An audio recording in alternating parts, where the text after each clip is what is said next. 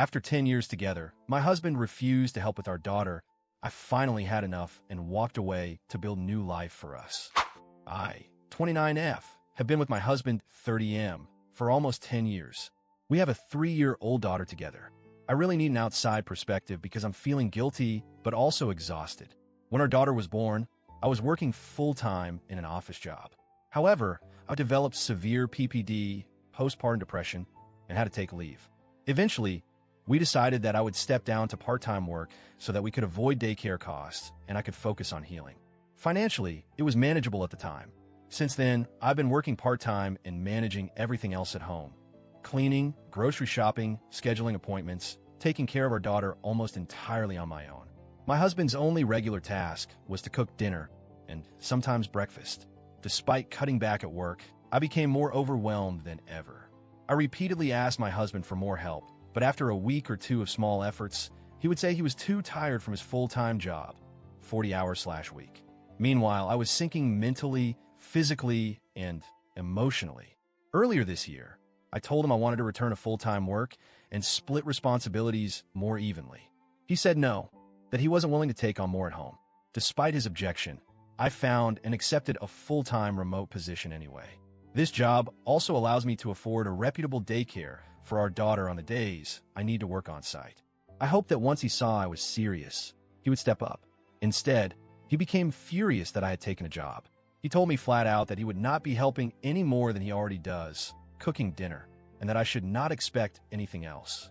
I asked him recently if he could at least help by brushing our daughter's teeth in the mornings to lighten my load a bit. He snapped that this, meaning my full-time work, was my choice and that I had done this to myself. At that moment, something in me broke. I realized I was already doing everything. Working, parenting, cleaning, planning, and now financially supporting a home that's under major renovation due to hurricane damage without insurance. If he wouldn't even brush her teeth in the mornings, what partnership is left here? Now, I'm seriously contemplating divorce. If I'm already parenting and managing life alone, why stay in a marriage where I'm constantly begging for basic support? Still, a part of me feels guilty for giving up on a 10-year relationship, especially when we have a child. So, Reddit, AITA for deciding that if you won't help, I won't stay. Update 1, a few days later. After posting, I spent a lot of time reflecting on your comments and advice. Thank you to everyone who responded with kindness and honesty. Some of your words hit me harder than I expected. Reading your replies made me realize something simple but painful. I was already a single parent in every way that mattered.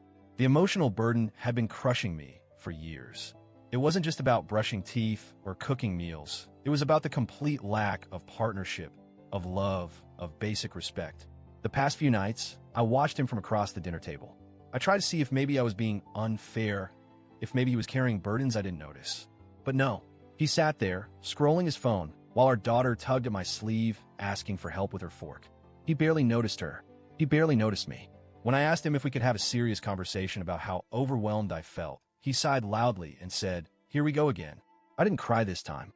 I think some part of me had already stopped hoping. Tonight, after I put my daughter to bed, I quietly began gathering important documents. My passport, my daughter's birth certificate, my job offer letter, bank account information. I don't know exactly when I'll leave, but I know now, with absolute certainty, that I will. Update 2, 1 week later. I spoke to a family lawyer for a free consultation. She was kind, direct, and honest. She explained that since I am the primary caregiver and financially stable with my new job, I would have strong standing if custody arrangements become necessary. I also told my husband I was serious about needing change. His response? He laughed. He said, "You'll never actually leave. You're too emotional." I didn't argue. I just nodded and smiled politely. Inside, though, something shifted. It wasn't anger. It wasn't sadness. It was freedom. The next day, I found a small, affordable 2-bedroom apartment near my daughter's daycare. It's not fancy. The pain is mine. It felt safe. It felt like a new beginning. This weekend, while my husband was out with friends, my brother and a few close friends helped me quietly move essentials into the new place. We came home. The house was half empty. I left a letter on the kitchen table explaining everything. Why I stayed so long. Why I had to leave. That I still hoped he would find happiness, but that I couldn't drown trying to save us anymore. He hasn't tried to contact me beyond one short text. I hope you're happy now. Honestly, I am. Not because this is easy. It's incredibly painful, but because I finally chose myself and my daughter. Update 3, 1 month later. It's been about a month since I left.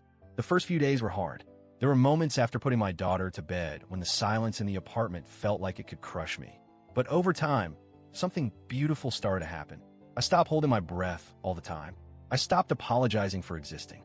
I started dancing with my daughter in the kitchen while making dinner. I started sleeping without crying myself to sleep. I started smiling real, genuine smiles. She's adjusting well too. She loves her new daycare. She has little friends now. At night, she tells me she's proud of me for making her a pretty room. As for my husband, he sent a few more messages. Some angry, some sad. But I don't engage. I'm not cruel. I just choose peace. I'm not sure what the future holds. Maybe one day, I'll find love again. Maybe it'll just be me and my little girl for a long time. But either way, I know this much.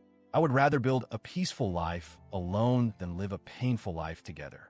Thank you, Reddit, for helping me find the courage I needed.